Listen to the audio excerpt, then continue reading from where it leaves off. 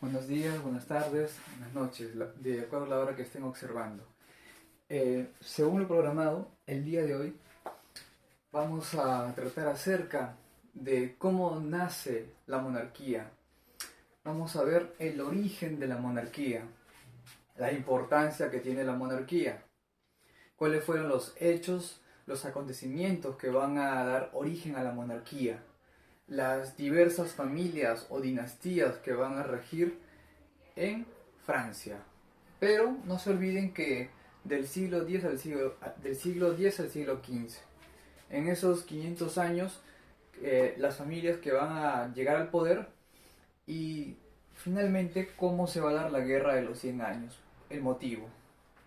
Muy bien, comencemos. Monarquía francesa del siglo X al siglo XV.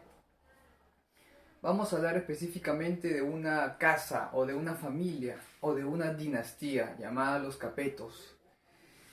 Pero antes de hablar de los Capetos tenemos que mencionar al famoso Imperio Carolingio, pero de forma general. El Imperio Carolingio fue uno de los más grandes imperios de todo el mundo que tuvo como máximo líder a Carlo Magno. En su momento desarrolló la parte cultural, la parte del derecho y pudo expandirse en cierta parte de Europa, el Imperio Carolingio. Pero, como les explico, toda cultura, todo pueblo, todo reino tiene una fase final.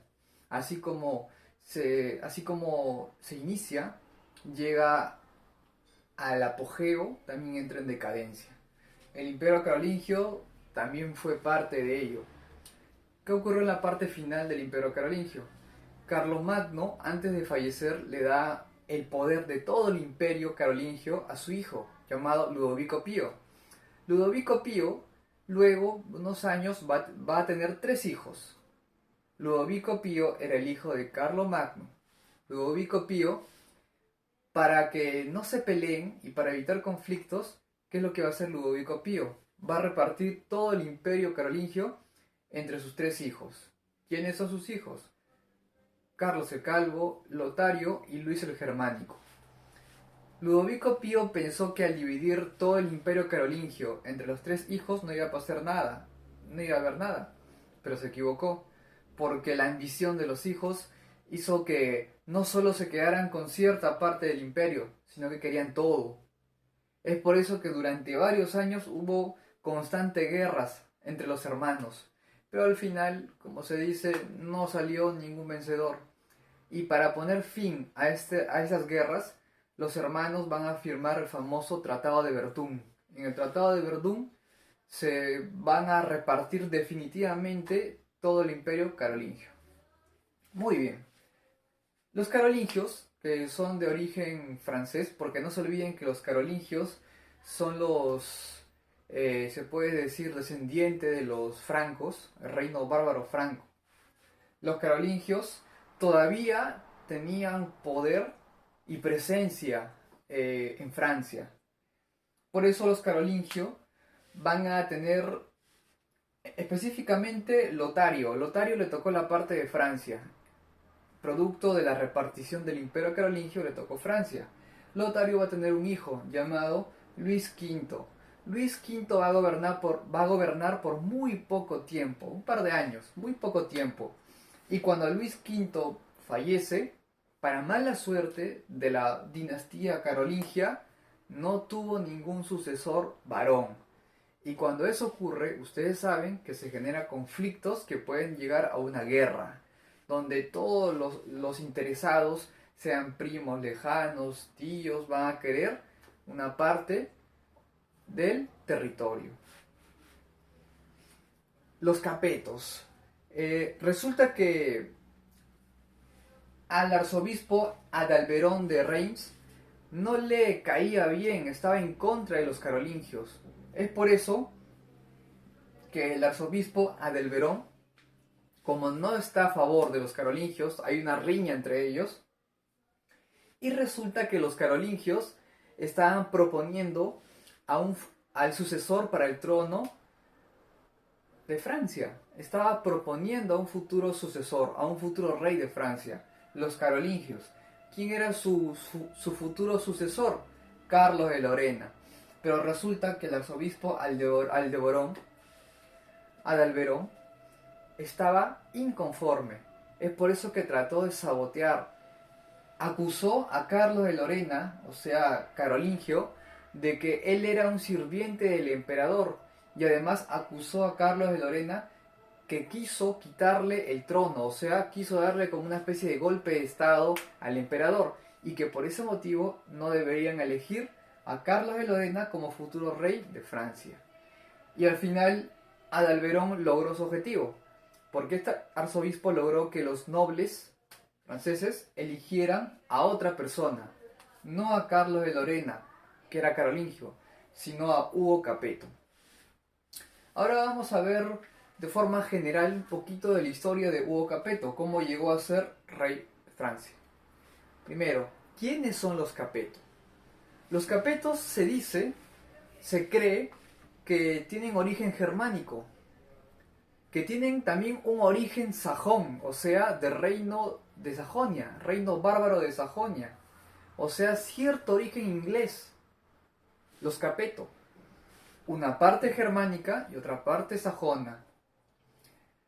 Los Capetos van a tomar notoriedad, se va a conocer de los Capetos por un representante Capeto, mejor dicho, el antecesor cercano a los Capeto. ¿Quién va a ser? Roberto I el Fuerte. Roberto I el Fuerte, que tenía ascendencia germánica y sajona, se va a enfrentar contra los normandos. Los normandos también era un pueblo nórdico que acechaba a Francia. Roberto I el Fuerte se enfrenta y los derrota.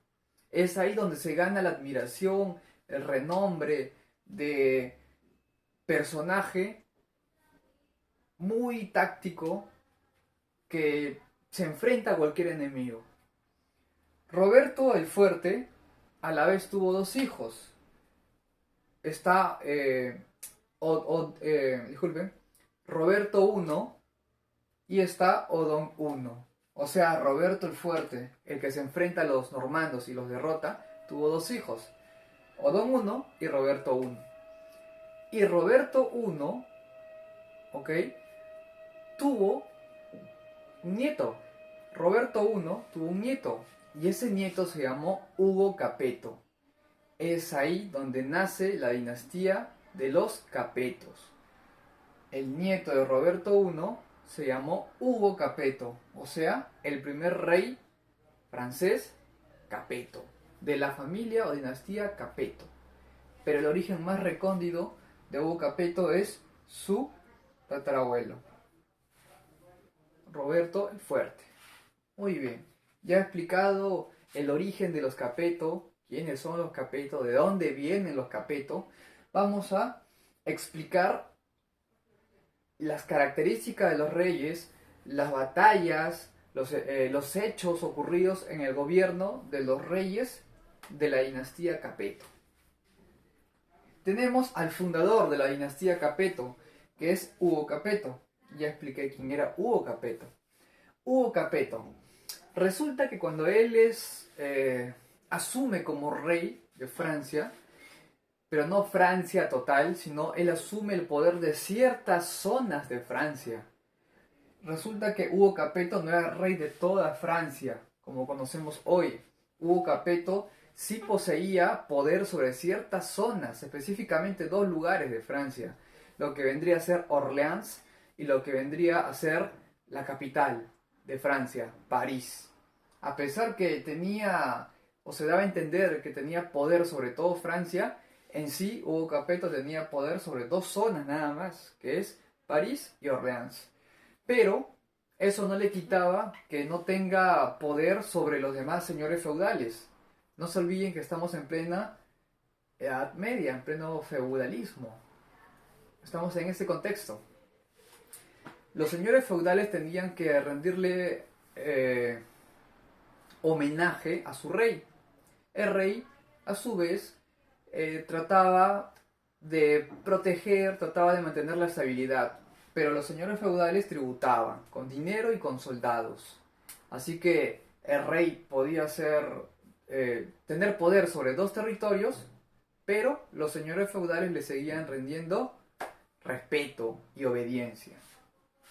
Lo que pudo hacer Hugo Capeto en su gobierno es sentar las bases para que Francia se unifique, no en pequeñas regiones, sino una Francia total. Eso es lo que hizo Hugo Capeto. En su etapa final consolidó Francia.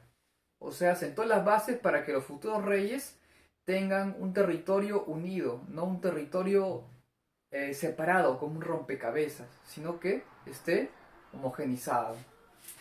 Hugo Capeto a la vez tuvo un hijo llamado Roberto II el Piadoso.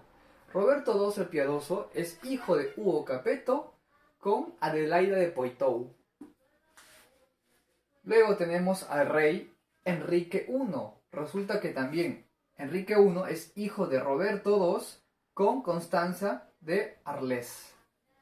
Luego le sigue el rey francés Felipe I, que fue hijo de Enrique I con Ana de Kiev.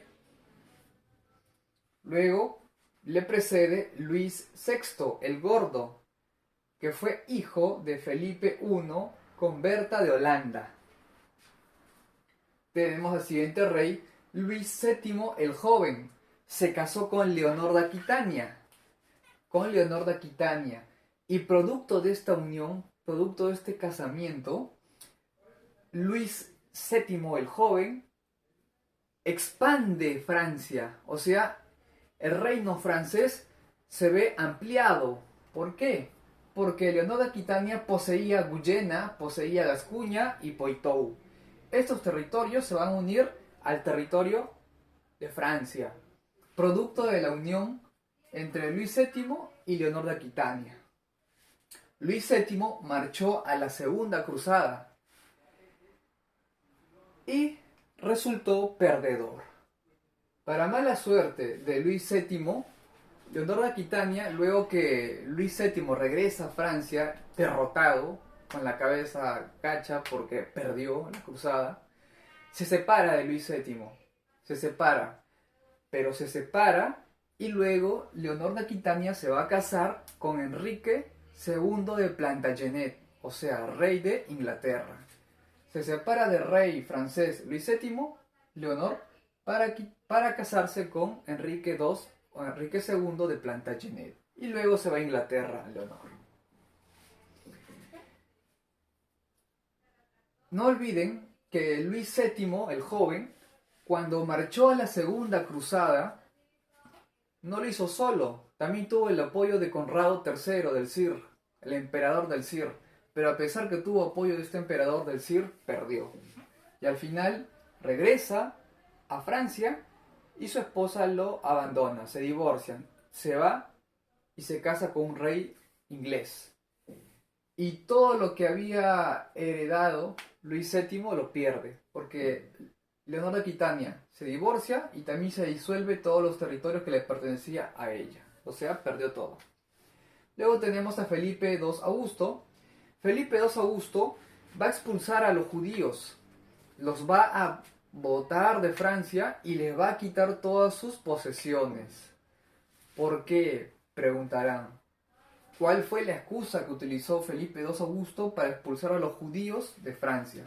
Una excusa que es poco creíble, pero lo utilizó, fue de que la presencia de los judíos en Francia traía calamidades, enfermedades, problemas políticos, todo tipo de cosas y situaciones negativas eran atraídas por los judíos, pero es falso. El verdadero motivo de Felipe II para expulsar y quitarle todas sus cosas, propiedades, bienes a los judíos, fue que no quería que los judíos se metan con la nobleza francesa. No quería que los intereses o los judíos más ricos tengan que ver con la nobleza. No quería ningún tipo de rivalidad, sea comercial, económica, con la nobleza. Es por eso que para asegurarse ¿Qué es lo que hizo? Comenzó a expulsar y a quitarle todos los bienes a los judíos. Felipe II Augusto participa en la Tercera Cruzada, ¿ok? Pero no está solo. Felipe II Augusto participa en la Tercera Cruzada con apoyo de Ricardo Corazón de León. ¿Quién es ese señor? El rey de Inglaterra. El rey de Francia, Felipe II Augusto, se une, se alía con Ricardo Corazón de León, rey de Inglaterra. ¿Logran ganar algo? Sí. Fue factible esa tercera cruzada a medias. Pero Felipe II Augusto, cuando regresa a Francia, luego se va a enfrentar a Juan Sin Tierra. Juan Sin Tierra, el hermano de Ricardo Corazón de León, pero era, como se dice, un rey usurpador, porque no fue elegido como las tradiciones lo dicen. Entonces, ¿qué es lo que hizo Juan Sin Tierra? Se enfrenta a Felipe II y Felipe II lo derrota. Derrota a Juan Sin Tierra, el rey usurpador de Inglaterra. Luego tenemos a Luis VIII el León. Va a ser hijo de Felipe II con Isabel de Hainaut. Tenemos luego a Luis IX, que más adelante, luego de su muerte, le van a cambiar un poco el nombre. Ya no va a ser solo Luis IX, ahora va a ser San Luis. O sea, este rey francés, tras su muerte, va a ser elevado a santo, San Luis. Luis IX de Francia, rey de Francia, se va a enfrentar a Enrique III. ¿Quién es Enrique III? Es el rey de Inglaterra. Se enfrenta a Enrique III de Francia, de Inglaterra, y lo derrota.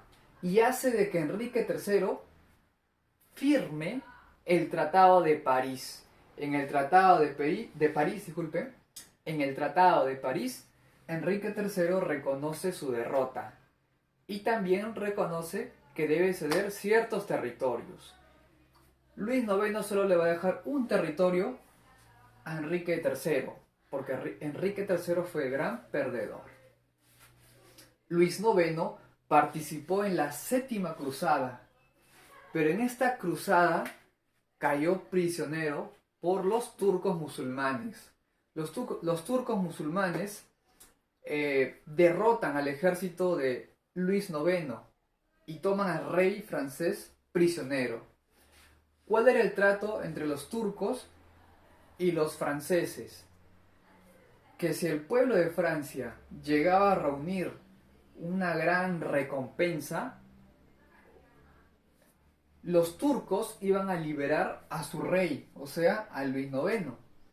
Pero tenían que llenar un gran baúl de oro. No importaba de dónde saquen todo ese oro, pero los franceses debían reunir todo ese oro. Si es que en caso no reunieran todo el oro, su rey Luis IX iba a ser asesinado. Pero al final, desde todas partes de Francia se pudo reunir el oro. Se llevó este botín hasta los turcos y los turcos hicieron un intercambio. Devolvieron a Luis IX a cambio del tesoro. Se pidió rescate por el rey Luis IX. Pero para su mala suerte, Luis IX, una vez que ya que es rescatado, que ya está libre, porque ya pagaron lo que pedían, la recompensa, Luis IX se va a la octava cruzada, que fue la última. Y en la octava cruzada va a luchar contra los tunecinos, porque su hermano tenía cierta rivalidad con este pueblo de Túnez. Entonces, ¿qué es lo que va a hacer Luis IX? Se va a enfrentar a los tunecinos. Va a ganar al comienzo, pero hubo algo que hizo que ya no pudiera avanzar. ¿Qué fue? Me preguntarán, profesor, ¿qué pasó? ¿Por qué si estaba ganando Luis IX, por qué luego ya no hay victoria? Resulta que en ese contexto de lucha, Luis IX estaba ganando a los tunecinos, pero se desató una epidemia, una peste de difteria. Esta enfermedad atacó y acabó con gran parte del ejército de Luis IX y también acabó con la vida de Luis IX. Luis IX falleció producto de la enfermedad, a pesar que estaba ganando. Murió Luis IX por la enfermedad, por la peste. Luego tenemos a Felipe III el Atrevido, que fue hijo de Luis IX. Le va a preceder Felipe IV el Hermoso. Felipe IV el Hermoso va a entrar en conflicto. ¿Con quién? Con el Papa Bonifacio. Me van a preguntar por qué. Resulta que el Papa Bonifacio creía que la única forma, o mejor dicho, creía que el poder sobre un ser mortal y sobre todos los hombres en la tierra no estaba en manos de un rey, sino estaba en manos de Dios. Y por lo tanto, el intermediario entre Dios y los mortales y el mundo y el hombre no es el rey, sino el Papa. El Papa no veía conveniente que el rey Felipe IV se crea superior a él. Es por eso que hay una lucha de intereses entre quién tiene poder en la tierra, el Papa o el rey. Felipe IV veía como obstáculo al Papa Bonifacio VIII. Es por eso que el Papa lo va a excomulgar. Y Felipe IV, para evitar, como se dice, que se emita una bula a favor del Papa en el cual efectivamente autorizaba que el poder terrenal lo tenía el Papa y no el rey, para evitar que el Papa cree esta bula, entonces va a buscarlo Felipe IV al Papa. Lo va a mandar a tomar prisionero y estuvo más o menos casi una semana como prisionero. Hasta que el Papa diera su brazo a torcer y no publicara una bula a favor de la Iglesia Católica y a favor de la autoridad del Papa.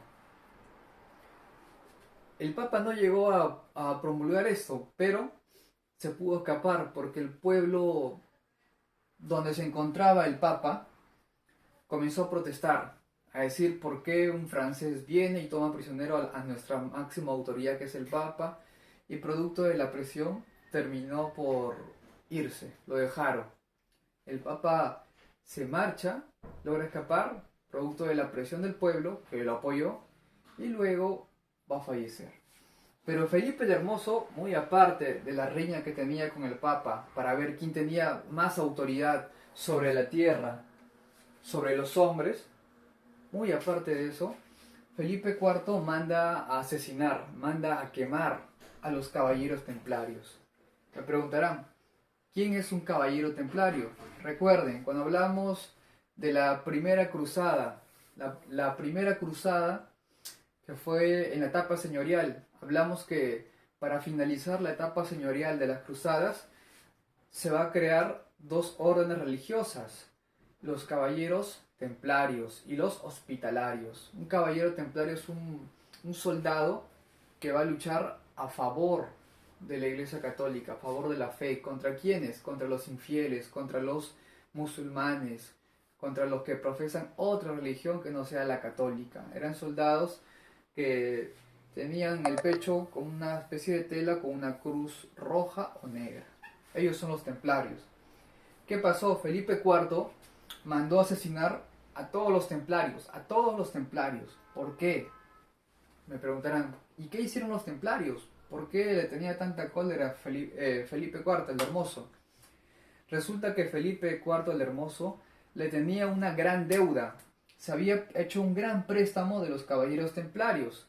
No se olviden que a los caballeros templarios los reyes le pagaban, ¿okay? Una cantidad de dinero por cada cruzada, por cada lucha.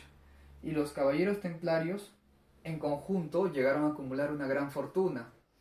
El rey Felipe IV, sabiendo de esta fortuna, se hace un préstamo de los caballeros templarios. Le prestan, pero va a llegar un momento que Felipe IV no va a poder devolver ese dinero prestado. Entonces, para no pagarles, ¿qué es lo que hace? Busca una excusa para asesinarlos. ¿Y cuál fue la excusa?